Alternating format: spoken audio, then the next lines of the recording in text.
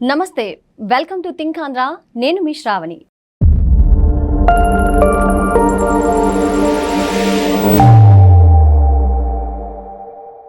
ప్రస్తుతం మనతో పాటు ఉన్నారు ప్రముఖ పొలిటికల్ అనలిస్ట్ అప్సాని రాజేష్ గారు. రాజేష్ గారు నమస్తే అండి. నమస్కారం. రాజేష్ గారు, ప్రెస్టీజియస్ నేషనల్ మ్యాగజైన్ లో నారా లోకేష్ గారు ఫోటో ముద్రిస్తూ వారు రాసింది నేను ఒకసారి మీకు చదివి వినిపిస్తా అండి. Trained at Stanford and Carnegie Mellon, IT minister Nara Lokesh is transforming Andhra Pradesh the way his father Chandrababu Naidu transformed Hyderabad. అంటే చంద్రబాబు నాయుడు గారు హైదరాబాద్ ను ఏ విధంగా అయితే రూపురేఖలు మార్చారో అదే విధంగా నారా లోకేష్ గారు ఆంధ్రప్రదేశ్ రూపురేఖలు మార్చబోతున్నారు అంటూ సో నేషనల్ ప్రెస్టీజియస్ మ్యాగజైన్ తన కవర్ పేజ్ మీద రాసుకొచ్చింది. అంటే ఈ విషయాన్ని ఎలా అర్థం చేసుకోవాలి అంటే, ఒక పక్క ప్రతిపక్షాలేమో అభివృద్ధి ఏం జరగట్లేదో అని ఆరోపిస్తున్నాయి. నేషనల్ మ్యాగజైన్స్ ఏవైతే ఉన్నాయో అవి పొగుడుతూ వార్తలు రాస్తున్నాయి. దీన్ని ఏ విధంగా అర్థం చేసుకోవాలంటారు? అంటే మీకు ఒక సింపుల్, మీకు వెనకటి ఒనిడా టీవీ యాడ్ ఎప్పుడైనా చూసారా?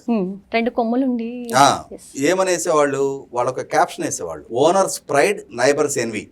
అంటే ఈ టీవీ ఏ ఓనర్ కైతే ఉంటుందో అతనికి గర్వకారణం, కానీ అతని ఇంటి పక్కల వాళ్ళకి మాకి టీవీ లేదే ఇతనికే ఉందే అని చెప్పని అసూయతో ఒక రకమైన శత్రుభావన కలుగుతుంది అని చెప్పని చెప్తారు.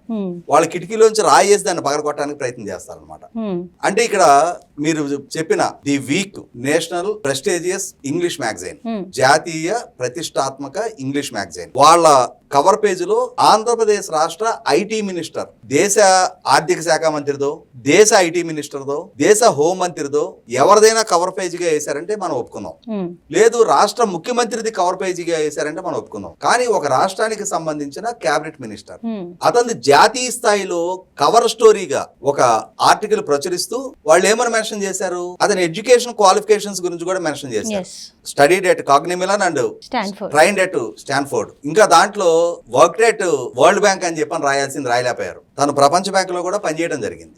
అటువంటి నారా లోకేష్ ఇవాళ ఐటీ అండ్ హెచ్ఆర్డి మినిస్టర్ గా, గతంలో 2017 నుంచి 19 వరకు IT and Panchayati Raj rural development minister గా పనిచేశాడు. ఆ పనిచేసిన టైంలోనే ఆ కొద్ది కాలంలోనే హెచ్సిఎల్ లాంటి ప్రతిష్టాత్మక కంపెనీ ఆంధ్రప్రదేశ్ కి రావడంలో ముఖ్యమంత్రిగా చంద్రబాబు నాయుడు గారి కృషి ఎంత ఉందో ఆ కంపెనీ గ్రౌండింగ్ అవ్వడంలో నారా లోకేష్ గారి కృషి కూడా అంతే ఉంది. ఆ తర్వాత ఆ రోజు తన శాఖ వేరు, పంచాయతీరాజ్ రూరల్ డెవలప్మెంట్ శాఖ మంత్రిగా 25,000 కిలోమీటర్ల సీసీ రోడ్ ఫార్మేషన్ అనేది ఒక 2 years టైంలో చాలా చాలా హ్యూజ్ అచీవ్మెంట్ అది. కానీ అతని రాజకీయ ప్రత్యర్థులు నేను ఇందాక చెప్పినట్టుగా ఇవాళ ఇతర రాష్ట్రాలు లోకేష్ గురించి చెప్పుకుంటున్నాయి. కారణం ఏంటి అంటే, రీసెంట్ గా మొన్న ఒక స్టాటిస్టిక్స్ వచ్చినాయి. దేశంలోకి వచ్చిన పెట్టుబడి ప్రతిపాదనలో 25% ఆంధ్రప్రదేశ్ రాష్ట్రానికి వచ్చాయి. మిగిలిన అన్ని రాష్ట్రాలకి కలిపి 70% వస్తే ఒక ఆంధ్రప్రదేశ్ 1/4 ఆఫ్ ది ప్రపోజల్స్ చేజిక్కించుకోగలిగింది. దీని వెనక కీలకంగా ఇవాళ రాష్ట్ర ప్రభుత్వం తరఫున కార్పొరేట్ సంస్థల చుట్టూ తిరిగి వాళ్ళని ఒప్పించి మెప్పించి రాష్ట్రానికి రప్పించడంలో లోకేష్ కృషి ఏంటి అనేది ఇరుగు పొరుగు రాష్ట్రాలు గుర్తిస్తా ఉన్నాయి. మీకు ఒక సింపుల్ ఎగ్జాంపుల్ చెప్తా. చంద్రబాబు నాయుడు గారు, లోకేష్ గారు వీరిరువురు గత సంవత్సరం దావోస్ పర్యటనకు వెళ్లారు.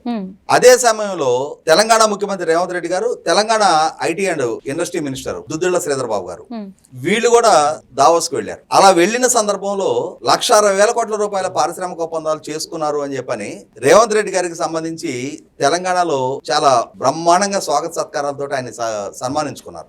వాళ్ళు చాలా గ్రాండ్ గా ప్రచారం చేసుకోగలిగారు. అదే సందర్భంలో చంద్రబాబు నాయుడు గారు కానీ, నారా లోకేష్ గారు కానీ చాలా లో ప్రొఫైల్ మెయింటైన్ చేశారు.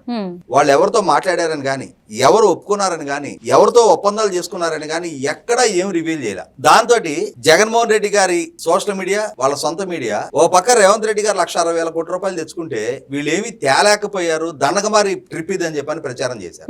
కొన్నాళ్ళు అదే చలమణి కూడా అయింది. ఆఖరికి కొందరు తెలుగుదేశంకి అనుకూలంగా ఉండే సోషల్ మీడియాలో కూడా వాళ్ళు కూడా ఇవే మాట్లాడటం మొదలు పెట్టారు. ఎవరు నమ్మి రావట్లేదు, తెలంగాణకు చూడండి ఎట్లా వచ్చాయని చెప్పారు. ఒక రోజు దుద్దిళ్ల శ్రీధర్ బాబు గారు మీడియాకు ఒక వార్త చెప్పారు. చంద్రబాబు నాయుడు గారు, లోకేష్ గారు చాలా సంస్థలతో మాట్లాడారు, చాలా సంస్థలు ఒప్పందాలు వాళ్ళకి ఖరారైనవి. ఈ ఖరారైన ప్రతిపాదనలు మీరు ఎందుకు అనౌన్స్ చేయట్లేదని చెప్పి నేను అడిగాను. అడిగితే లోకేష్ గారు, అన్నా మా ప్రపోజల్స్ ఏదైనా మేము మా రాష్ట్రంలో ప్రకటిస్తాం, మాకు ఇక్కడ ప్రచారం ముఖ్యం కాదు అని చెప్పారు. వాళ్ళకి ఖరారైన ఒప్పందాల గురించి కనుక రేపు రివీల్ అయితే మేం చేసుకున్న ఒప్పందాల గురించి మమ్మల్ని మీరు నవ్వుతారు అన్నాడు.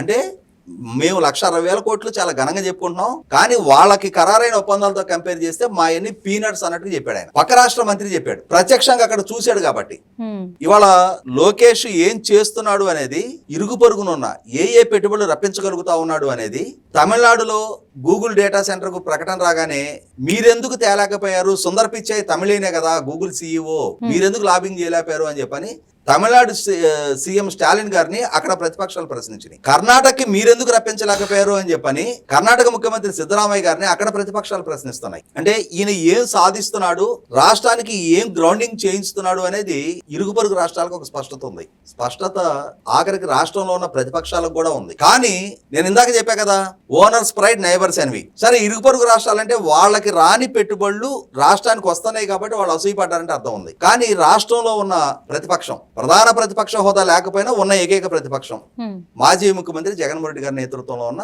వైసీపీ, వీళ్ళ అసూయ కడుపులో లావా రగిలినట్టు రగులుతుంది. వాళ్ళకి వాల్కనేలో లావా ఎలా ఉంటుందో, ఎలా బడబాగ్నిలాగా ఎదుగుతూ ఉంటుందో అట్లా రగులుతూ ఉంది వాళ్ళకి. వాళ్ళు అసలు డైజెస్ట్ చేసుకోలేకపోతున్నారు. ఎందుకంటే వాళ్ళు 2014 నుంచి 19 వరకు లోకేష్ ను పప్పు అన్నారు, అవినీతి పరుడు, హాయ్లాండ్ కొట్టేశాడు అన్నారు. అతను తిండిపోతూ చిన్నబాబు తిండికి 25 లక్షల రూపాయలు అని చెప్పని సిఏఏ కన్వెన్షన్ సందర్భంగా అతని మీద ఆరోపణలు చేశారు. తన నియోజకవర్గపు పేరు మంగళగిరి కూడా స్పష్టంగా పలకలేడు అని చెప్పి అన్నారు. మీడియాని అడ్రస్ చేయలేడు అన్నారు. పబ్లిక్ ని అడ్రస్ చేసి స్పీచ్లు ఇవ్వలేడు అన్నారు. తెలుగు మాట్లాడలేడు అన్నారు. నాన్ సీరియస్ పాలిటిషియన్ అన్నారు. ఇన్ని రకాల మాటలు, ఇన్ని రకాల వ్యాఖ్యలతోటి తన వ్యక్తిత్వానికి పాల్పడతా తన ఆహార్యాన్ని అవహేళన చేశారు. Morphing ఫోటోలతోటి, morphing వీడియోలతోటి చెలరేగిపోయారు. 2019-24 మధ్య కాలం కూడా అలాగే చెలరేగుతూనే తన అవహేళన చేస్తూ వచ్చారు. వీటికన్నిటికీ తన ప్రవర్తనతోటి, మెరుగుపరుచుకున్న తన మాట తీరుతోటి, ప్రజలకు చేరువవటంతో, మీడియాని సవాల్గా అడ్రస్ చేయడంతో, వేటికి షార్ట్ కట్లు లేవు. నీకు తెలుగు భాష మీద పట్టు లేదా, తెలుగు నేర్చుకో. నువ్వు కొంచెం స్థూలకాయంతో ఉన్నావా, తగ్గు. నువ్వు ప్రజల సమస్యలని సరిగా అడ్రస్ చేయలేకపోతున్నావా, ప్రజలకు చేరువుకా, సమస్యలు విను, స్పందించు, వాళ్ళతో ఇంటరాక్ట్ అవ్వు, విషయం ఏంటో తెలుసుకో. ఇవన్నీ కూడా తనకు తానుగా తాను మార్చుకుంటూ, అంటే ఈ ఎదిగే పరిణామ క్రమంలో తానేంటి అనేది వాళ్ళ సమాజానికి పరిచయం చేసుకున్నాడు. అరే, చంద్రబాబు నాయుడు కొడుకు మంగళగిరిలో 5,000తో ఓడిపోయాడు అన్నారు.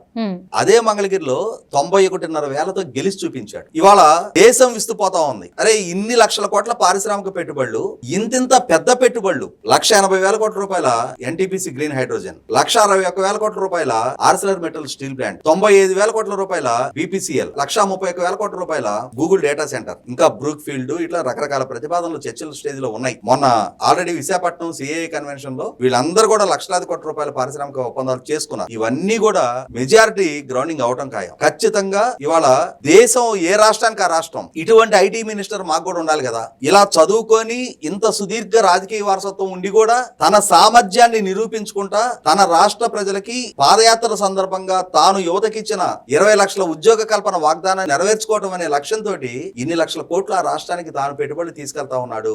అరే, మా రాష్ట్ర IT మినిస్టర్లు కూడా అతని నుంచి స్ఫూర్తి పొందితే బాగుండు అని చెప్పని మిగిలిన రాష్ట్ర ప్రజలు కోరుకుంటా ఉన్నారు. మిగిలిన రాష్ట్రాలు కూడా అరే, లోకేష్ ఏ దేశం పర్యటిస్తున్నాడో, ఏ సంస్థతో మాట్లాడుతున్నాడో కాస్త కనిపెట్టి ఉండండి. ఆ సంస్థ దగ్గరికి వెళ్ళి అతను మాట్లాడాడు అంటే వాళ్ళని ఆ దేశం అతని పాకెట్లో వేసుకుని ఆ రాష్ట్రానికి తీసుకెళ్లిపోతున్నాడు అన్న అభిప్రాయానికి ఇవాళ వివిధ రాష్ట్రాలు వస్తా ఉన్నాయి. ఇవాళ వాస్తవం కళ్ళ ముందు కనిపిస్తా ఉన్నప్పుడు దాన్ని గుర్తించడానికి, ప్రోత్సహించడానికి, మెచ్చుకోవడానికి దేశం ఎప్పుడు సిద్ధంగానే ఉంటది. అదే అంశాన్ని ప్రతిబింబిస్తూ వాళ్ళ the Week magazine cover story ప్రచురిస్తూ కవర్ పేజ్ కూడా లోకేష్ ది బ్రహ్మాండంగా కూలింగ్ గ్లాసెస్ పెట్టుకున్న ఫోటో వేసి చాలా ఫ్యాషన్ గా ఉన్నాడు. అంత బ్రహ్మాండమైన హెడ్డింగ్ కూడా పెట్టడం జరిగింది. కానీ ఆంధ్రప్రదేశ్ పౌర సమాజం గర్వంగా ఫీల్ అవుతున్నారు. కానీ ఆంధ్రప్రదేశ్ ప్రతిపక్షం మాత్రం ఇటువంటి, అంటే తమ రాజకీయ ప్రత్యర్థికి దగ్గుతున్న ఈ ప్రశంసలు చూసి జీర్ణించుకోగలిగే, సహించగలిగే, భరించగలిగే ఔదార్యత వాళ్ళకైతే లేదు. థ్యాంక్ యూ రాజేష్ గారు.